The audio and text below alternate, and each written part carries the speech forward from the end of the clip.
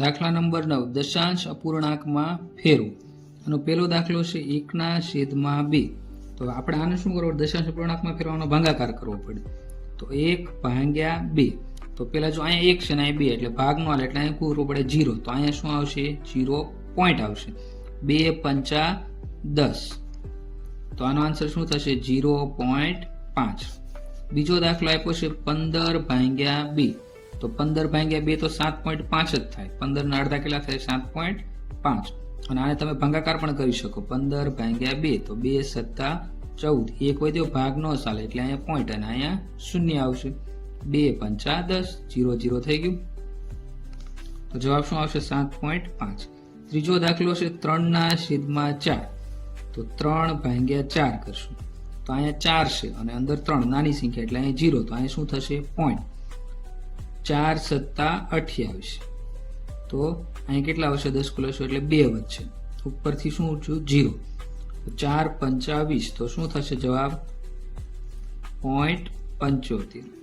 ત્યાર પછી ચોથો દાખલો 7/2. તો 7 ના અડધા કેટલા થશે? 3.5. તમે આ રીતે ભાગાકાર કરીને પણ મેળવી શકો.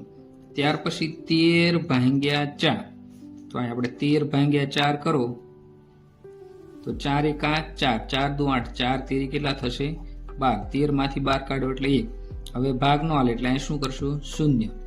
તો અહીંયા પોઈન્ટ આવશે. ઉપર 0 ન હોય તો પોઈન્ટ લાવવા 10 કરવા પડે. તો 4 × 2 = 8.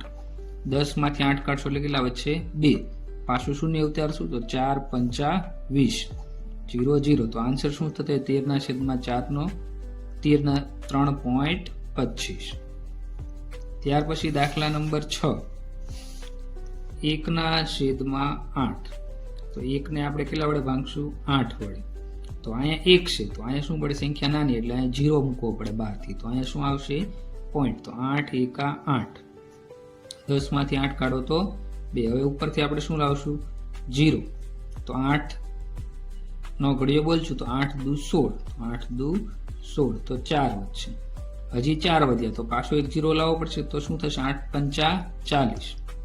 તો 0 0 થઈ ગયા. તો 1/8 નો જવાબ શું થશે? 0.125. સાતમો દાખલો 51/4. તો 51 ને આપણે કેટલા વડે ભાંગશું? 4 વડે. તો 4 × 4. એક વધ્યો ઉપરથી આપણે 1 ઉતાર્યો તો 4 × 2 = 8. તો 11 માંથી 8 કાઢશો કેટલા વધશે? 3. હવે જો અહીંયા સંખ્યા નાની છે તો અહીંયા શું આવી જશે? પોઈન્ટ અને અહીંયા 0. તો 4 સત્તા 28. તો 30 માંથી 28 કાઢશો કેટલા વધશે? 2. હવે અહીંયા 2 છે ને અહીંયા 4 છે તો પાછું અહીંયા શૂન્ય લાવવો પડશે. તો 4 પંચા 20. તો જવાબ શું થશે? 12.75. આઠમો દાખલો 3/25. તો 3 ને કેટલા વડે ભાંગશું આપણે? 25 વડે. તો અહીંયા 3 છે ને અહીંયા 25. તો એક શૂન્ય લાવવો પડશે. તો અહીંયા શું થશે? 0 પોઈન્ટ. હજી ભાગ નહીં ચાલે તો શું કરશું? આપણે બીજો 0 કરશું. તો હવે શું થઈ ગયું? 0.30. હવે શું થઈ ગયું? અહીંયા 30 થઈ ગયા. તો 25 × 25. 30 માંથી 5 કાઢશો એટલે શું વધશે? 30 માંથી 25 કાઢશો એટલે શું વધશે? 5. હવે અહીંયા 25 અહીંયા 5 છે ભાગ નો હાલે એટલે 0. તો 25 × 2 = 50. તો 3/25 નો જવાબ શું થશે? 0.12. ત્યાર પછી નવમો દાખલો 11/8. તો આપણે 11 ને કેટલા વડે ભાંગશું? 8 વડે. તો 8 × 8. તો 11 માંથી 8 કાઢશો તો કેટલા વધશે? 3. અહીંયા પોઈન્ટ આવી જશે. અહીંયા શું આવશે? 0. 8 × 2 = 16. 8 તેરી 24. તો આ વધશે. 30 માંથી 24 કાઢશો એટલે કેટલા વધશે? 6 વધશે. હજી ભાગ નહીં હાલે તો અહીંયા શૂન્ય આવશે. 8 સત્તા 56. તો હજી 4 વધશે. 60 માંથી 4 56 કાઢશો એટલે તો આ શૂન્ય પાછો મૂકશું આપણે. તો 8 પંચા 40. તો 0 0 થઈ ગયું. તો 11/8 નો જવાબ શું આવશે? 1.375. ત્યાર પછી દાખલા નંબર 10 17/4. તો 17/4. તો ચોકે ચોકે 16. તો એક વધ્યો. હવે આપણે પાછું શું આવશે? 0 લાવવા માટે અહીં પોઈન્ટ થઈ જશે. તો 4 × 2 = 8. 10 માંથી 8 કાઢશો એટલે 2 વધશે. પાછો શૂન્ય લાવશું તો 4 પંચા 20. તો 0 0 થઈ ગયું. તો 17/4 નો જવાબ શું થશે? 4.25. ત્યાર પછી 11મો દાખલો, 3.1 તો આ જો 3 છે એને આપણે એમ નામ લેવા દઈશું. 1/20 એનો આપણે ભાગાકાર કરશું તો શું થશે? 1/20 તો શું થશે? અહીંયા 20 છે, અહીંયા 1 છે, તો અહીંયા પેલા આપણે શૂન્ય મૂકશું તોય ભાગ આવશે નહીં, તો 0.0 અને અહીંયા શું આવશે? હજી એક શૂન્ય, તો 20 × 100. તો જવાબ શું થશે? 3 હતા એમનો 3.05 3 પૂર્ણાંક. ત્યાર પછી 12મો દાખલો, 2.750 તો આપણે 2 એમ ના લઈશું, 7 ને કેટલા વડે ભાગશું? 50 વડે. તો જો અહીંયા શું થશે? પેલા પોઈન્ટ લેવો પડશે, એમ કે અહીંયા 50 છે, અંદર 7 છે, તો 0 થઈ ગયો. અહીંયા 50 એકા 50, તો 70 માંથી 50 કાઢશો એટલે કેટલા વધશે? 20. હવે જો અહીંયા 50 છે, અહીંયા 20 છે, તો હજી સંખ્યા મોટી કરવા અહીંયા શૂન્ય લાવશું તો શું થશે? 5 ચોક 20 એટલે અહીં શું આવશે? હવે શું થશે? 50 ચોક 200, તો આ શૂન્ય શૂન્ય થઈ ગયું. તો જવાબ શું થશે? 2.14. 13મો દાખલો, 5.925 તો 5 ને એમ લાવવા દઈશું, 9 ને આપણે 25 વડે ભાગશું. હવે જો અહીંયા 25 છે, અહીંયા 9, તો અહીંયા પોઈન્ટ આવશે, અહીંયા 90 થશે. 25 ચોકું 100 થઈ જાય, તો 25 તેરી 75. તો 90 માંથી આપણે 75 બાદ કરશું તો કેટલા વધશે? 15 વધશે. હવે પાછું શૂન્ય લગાડશું અહીંયા તો સંખ્યા મોટી થશે, તો 25 કેટલા થશે? 150.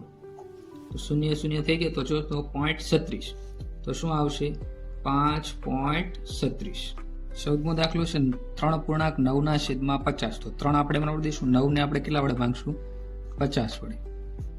તો શું થશે? અહીંયા પોઈન્ટ થઈ જશે, કેમ કે અહીંયા 9 છે, અહીંયા સંખ્યા મોટી હોય જો, તો 90, તો 50 એકા 50, તો 90 માંથી 50 કાઢશું એટલે કેટલા વધશે? 40. તો અહીંયા 50 છે, અહીંયા 40, સંખ્યા મોટી કરવા આપણે હજી એક શૂન્ય લગાડશું તો શું થશે?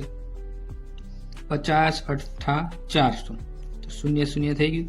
તો જવાબ શું થયો આપણો? 3 પતા છે, અને આનો જવાબ 0.18 તો 3.18. 15મો દાખલો, 3/125 તો 3 ને આપણે 125 વડે ભાગવાના છે. હવે અહીંયા 125 છે અને અહીંયા 3 છે, તો પેલો પોઈન્ટ આવશે, એક શૂન્ય લગાડી દઈએ, તો હજી સંખ્યા 30 નાની છે, તો હજી એક શૂન્ય લગાડશું તો અહીંયા શું આવશે? શૂન્ય આવશે. હવે 125 અહીંયા કેટલા વડે ભાગવાના છે? 300 વડે. તો 125 દુ કેટલા થશે? 250. અહીંયા 125 છે, અહીંયા 50, તો સંખ્યા મોટી કરવા માટે અહીંયા શૂન્ય લગાડશું તો 125 ચોકું કેટલા થશે? 500, તો 0 0 0. તો 3/125 નો આન્સર શું થશે? 0.024. સ્વાધ્યાય 8.1 નો પ્રશ્ન નંબર 10, નીચેની સંખ્યાઓ સંખ્યા રેખા ઉપર દર્શાવો. તો પહેલી સંખ્યા શું આપી છે? 0.7. તો આપણે તમારી સરળતા ખાતર પહેલા મેં સંખ્યા રેખા દોરી નાખી છે. હવે 0.7 સુધી જવાનું, તો 0 થી 1, 1 થી 2, તો અહીં શું થશે? 0.1 0.2 0.3 0.4 0.5 0.7. તો 1 2 3 4 5 6 અને 7, તો અહીંયા શું આવશે? 0.7 આવશે. તમે આ રીતે લખી શકો 0.1 0.2, તો આ રીતે લખીને ક્યાં સુધી જવાનું છે આપણે? 0.7 સુધી. તો 0.7 સંખ્યા રેખા ઉપર દર્શાવી દીધી. બીજું છે 1.3. તો જો પેલા આપણે સંખ્યા રેખા દોરશું અને બધાની વચ્ચે કેટલા પોઈન્ટ રાખવાના છે? 10. તો 0 થી લઈને 10 સુધી કેટલા પોઈન્ટ રાખવાના? 10. અને 1 થી લઈને 2 સુધી 10 પોઈન્ટ. તો 0.1 0.2 3 4 5 6 7 8 9 ને 10 10 એટલે 1 આવી જશે. પછી 1.1 1.2 1.3, તો અહીંયા શું થશે? 1.3. તો આને આપણે સંખ્યા રેખા ઉપર આ રીતે દર્શાવવાનું. અહીં તમે 1.1 1.2 એવું પણ લખી શકો છો. ત્રીજું છે 2.1. તો 0 થી 1 1 થી 2 અને 2 થી 3 ની વચ્ચે શું આવશે? 2.1. તો એમાં આપણે 10 પોઈન્ટ બનાવશું, તો 2 પછી ડાયરેક્ટ શું આવી જશે? 2.1 પછી 2.2 2.3 2.4 2.5. તો આવું તમે દર્શાવી શકો, પણ આપણે 2.1 જ લેવાનું છે. ત્યાર પછી ચોથી રકમ શું છે? 1.9. તો 0 થી 1 1 થી 2. હવે 1.9 તો 0 થી 1 તો થઈ ગયું. 1.9 એટલે શું થશે? 1.1 1.2 1.3 1.4 1.5 1.6 1.7 1.8 અને 1.9 અહીંયા આવશે. તો અહીંયા આપણે શું લખી નાખશું? 1.9. ત્યાર પછી પાંચમું શું છે? 0.5. તો 0 થી લઈ 1 1 થી લઈ 2 દર્શાવી દીધું. 0.5 નું આવશે 0, પછી 0.1, 0.2, 0.3, 0.4 અને અહીંયા શું આવશે 0.5. તો 0.5 આપણે લખી નાખશું.